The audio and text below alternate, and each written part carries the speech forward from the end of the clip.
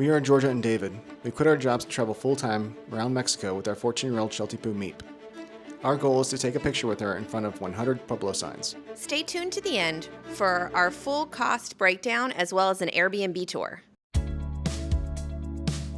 Our first stop of the day was the main Zocalo to take our family photo.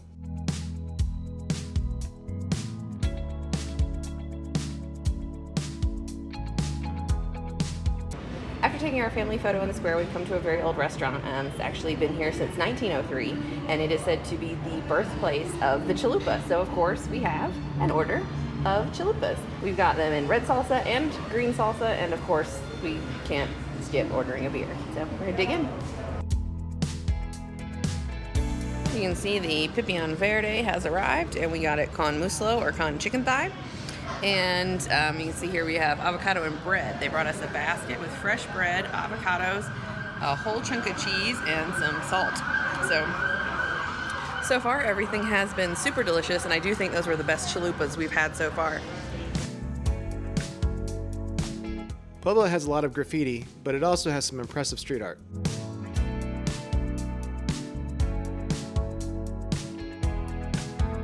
This morning we've headed out kind of early because we have a lot of things we want to see, and the first place we are at is the historic passage of Cinco de Mayo. They were built in the 1500s. They used in the battle against the French, and they were thought to be a legend, but they were rediscovered in 2016.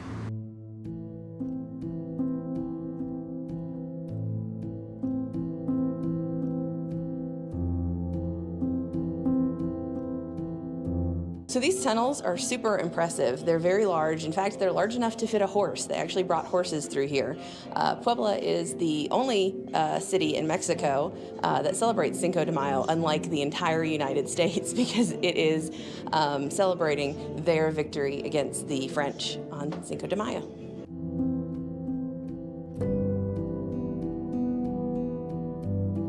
After the first section of tunnels, you go back up to street level. We suggest appreciating the street art before crossing the street and heading back down to the second part of the tunnels.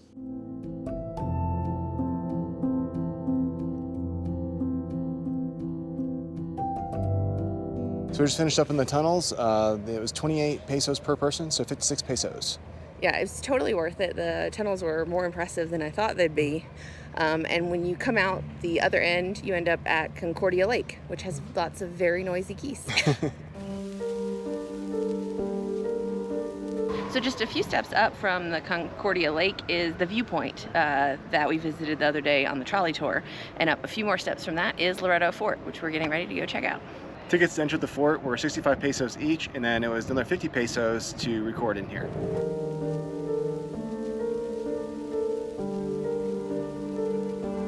From the top of the fort, you get a really great view of the city, and you can almost see the volcano behind us if there weren't just such a large cloud right in front of the top.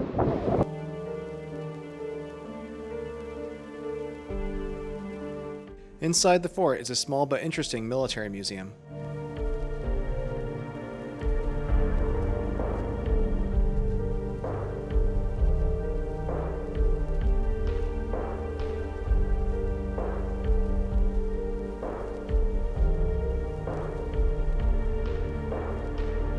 If you continue on past the fort, you'll find that there is a ton to do up on this hill.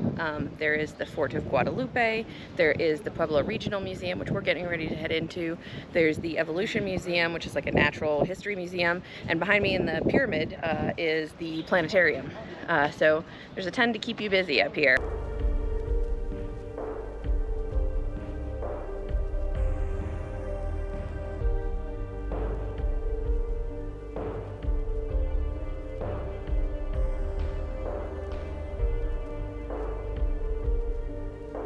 Alright, so we just finished up here at the Regional Museum of Puebla. It was kind of interesting. It started out with the fossil record and then went into pre-Hispanic period, then the occupation of Spain and Mexico, their independence. It even covered the Battle of Cinco de Mayo, as well as the Revolution, and then it even went into like the current traditions and culture of some of the indigenous groups in the area. It's a really small museum, but it's definitely worth the time, and it's very thorough.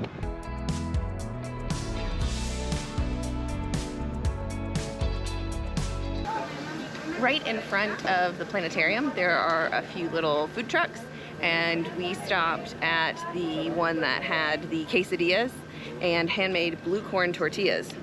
So this is a quesadilla with flor de calabaza, or squash blossoms, and then this is a mamela with salsa verde and cotija queso and some cebolla.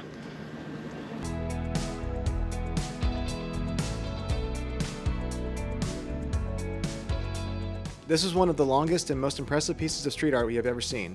The 3D elements are really unique.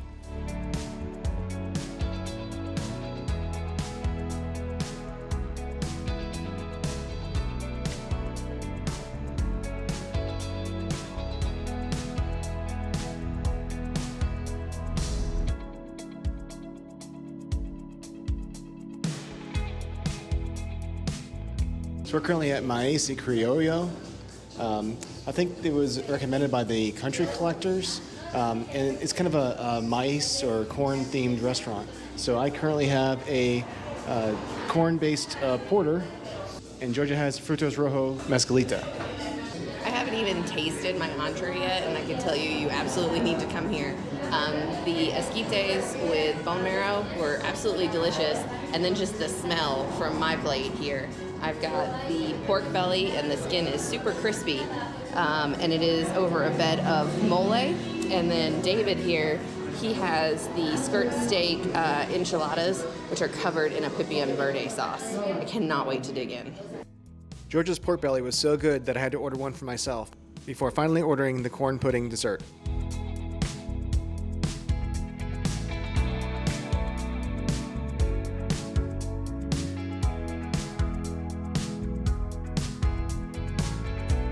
As we've reached our first museum of the day, Museo Amparo.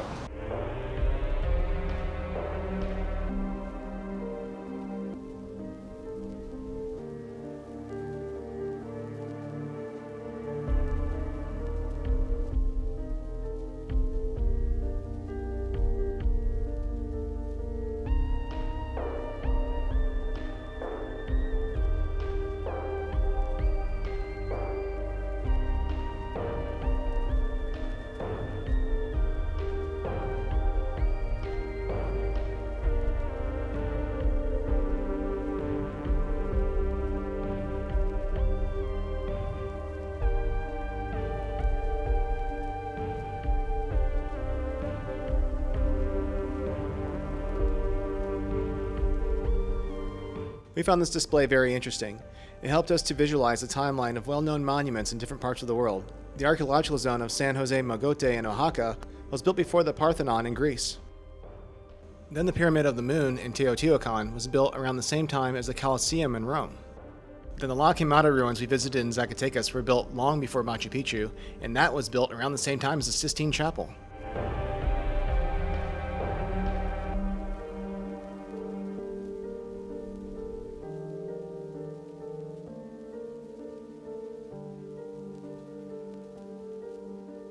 We just finished touring Museo Amparo, which has 3 different floors, and each one has a gallery that showcases a different type of kind of folk art. There was textiles, there was pottery. It was really, really interesting. I liked it. But even if you're not into seeing those kind of pieces of artwork, it's worth it just for the view that is on their rooftop terrace. Admission's actually free, so I highly recommend stopping by this museum if you're in Puebla.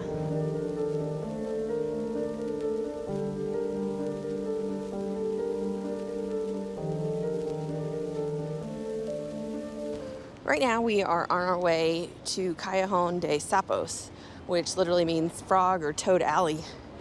Apparently back in the day when the river would flood, this little walkway was just inundated with frogs.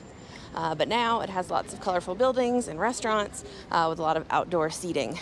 It's only a couple blocks away from Museo Amparo. So now we are getting ready to stop into La Pasita.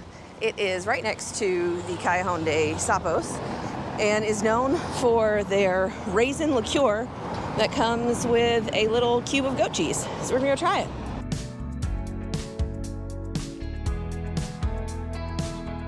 So I have been instructed to bite the cheese and then taste the liqueur. Okay.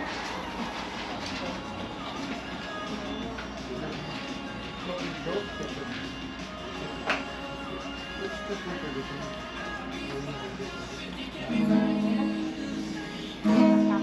like it, but I like sweet salty things. It is definitely an interesting combination. I haven't really had a flavor combo like it, but it's good.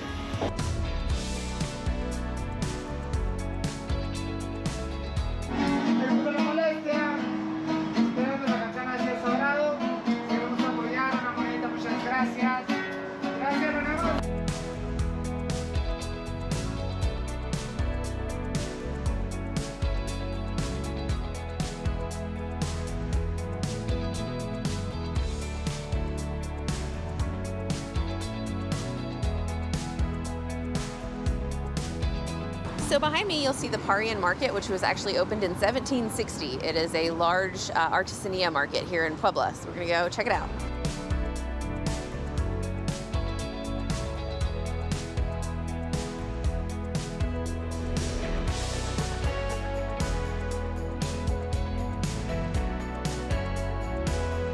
So just past the artisania market is the Barrio de Artesanos. They have a lot of sculptors and painters and little shops.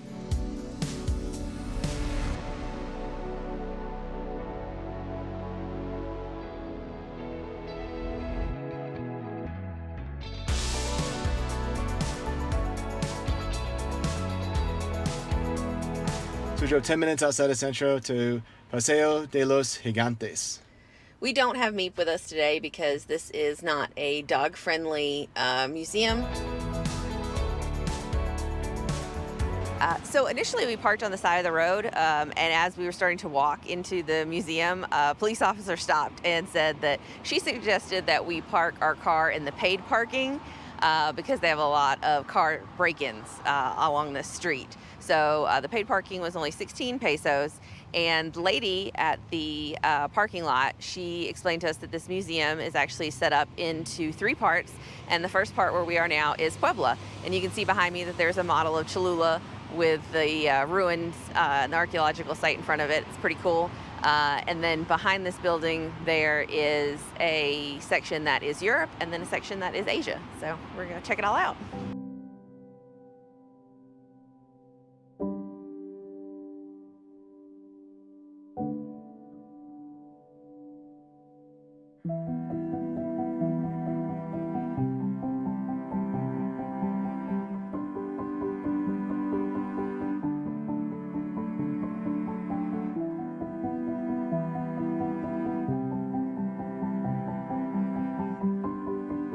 The layout of this park was a little bit strange. Between New York and Washington, D.C. were buildings from Russia and Germany.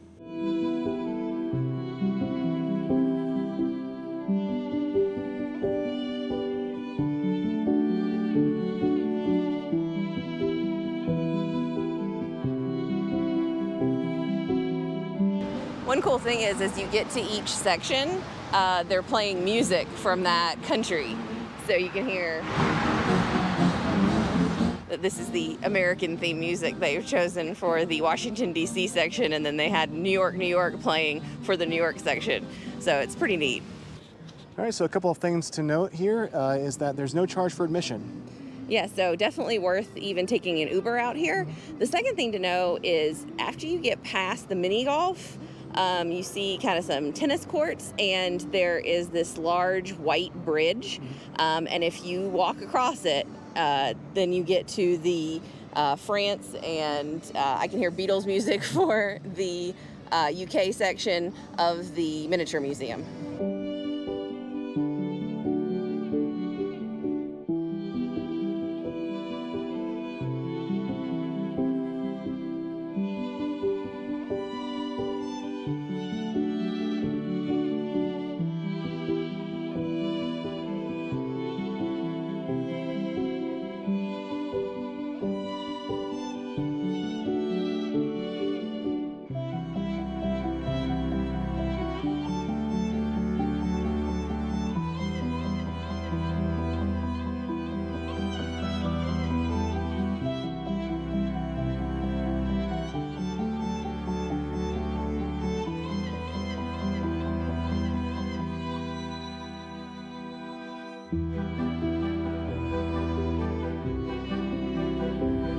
So So behind me is what they call the world's smallest volcano. It's actually a dormant geyser that was created around the year 1000 when Popo had its initial huge eruption. So after our quick descent, we are now at the bottom of a volcano. So it's only $1.50 for 2 people to go down to the bottom of the world's smallest volcano. Totally worth it. After enjoying another delicious meal at Mr. Pampas, we decided to stop by Estrella de Puebla, which is the Star of Puebla. Unfortunately, this giant Ferris wheel has not been in operation since just before the pandemic. So it looks beautiful, but unfortunately we can't take a ride in it.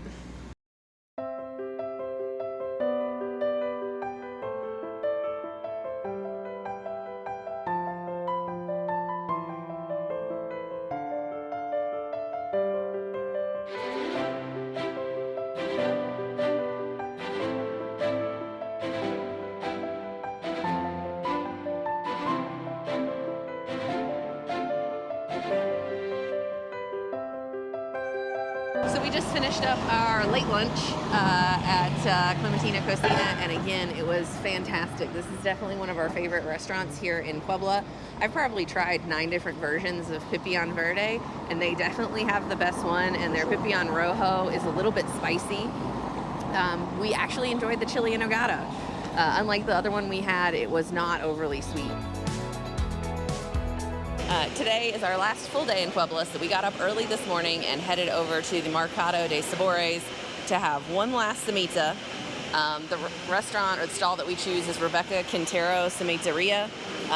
Everything was perfect about it last time. The only thing is this time we did not get the papalo, which is the herb that tastes like super strong parsley. Because that flavor just kind of stays with you for longer than we appreciated. It is super strong. We also do have here the pickled chipotle and adobo, and then some pickled regular peppers with carrots. So we're excited to dig into what has become one of our favorite sandwiches. I didn't think anything could possibly compete with a banh mi, but this is right up there.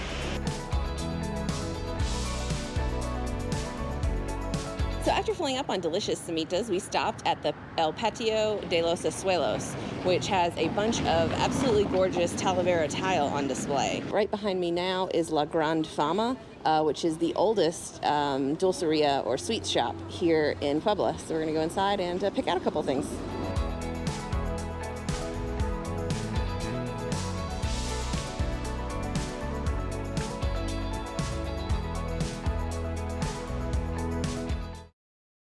As you can see, we have a garage, and the Jeep barely fits, but it does fit.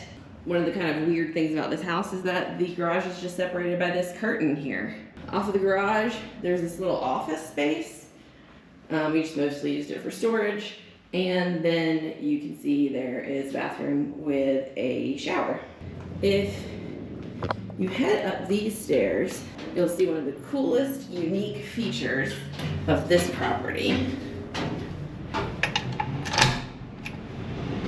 So this is our rooftop. You see a couch and a couple chairs, little tables, shade sail. And we are attached to a church. All right, so let's come back down the stairs. You see there is the dining room. Cool light fixture. That is the door to the street. We have a nice L-shaped couch, good sized TV. And then this is the front bedroom. And if you can see, the street is right here. And that is kind of one of the issues with this place, is that there was a ton of street noise. So we didn't actually get to enjoy this big king size bed because it was too loud to sleep in. So David just used it as his desk space there. Here is the second bathroom, which to my delight has a full large bathtub. Really enjoyed that. And then this is the bedroom we use, the back bedroom. It is much quieter, much darker. It gets nice and cool, but unfortunately it just had double beds. And then there is the space where I did my makeup. So lastly, when you come down this little hall, this is the kitchen, which 6-burner stove. We did have a clothes washer. We had a dishwasher. We didn't use it. Not sure if it works. Probably does. Double sinks, nice big spray nozzle. and full-size fridge. So overall, we really enjoyed our stay here. If you're in Puebla and want to eat somewhere fancy, we recommend Agurio and Mr. Pampas. For a mid-range dining experience, we recommend Maíz Criollo or Clementina Cocina. For wallet-friendly options, we recommend La Oriental in the main Zocalo for Árabe tacos, Rebecca Quintero Cementeria in the Mercado de Sabores, and Puebla La Churreria. If you're in Puebla for a little while and want to do some day trips, we recommend Valquirico, Tlaxcala, Africam Safari, and Teotihuacan. If you want to visit a couple museums, we recommend Casa de la Cultura, which houses the oldest library in the Americas, or Museo Amparo. If you're overwhelmed by all the churches to choose from, we recommend Catedral de Puebla and Capilla del Rosario, which is inside Templo de Santo Domingo. 28 nights in that Airbnb set us back $1,995. Transportation cost $302. We found the tolls around Puebla to be pricey. Entertainment was $101. We spent $436 at bars and $1,407 at restaurants. We have to say that Puebla had some of the best food so far in Mexico. Groceries cost $507. We spent $10 on one Telcel recharge, and personal care was $101, mostly a new belt and shoes. That brought the grand total to $4,859 or $174 a day. In Morelia, we spent $185 a day. In SMA, we spent a whopping $207, and Saltillo is still our cheapest destination at $127 a day. Thanks for watching. If you enjoyed this video and want to see our other cost of living videos, check out our playlist here.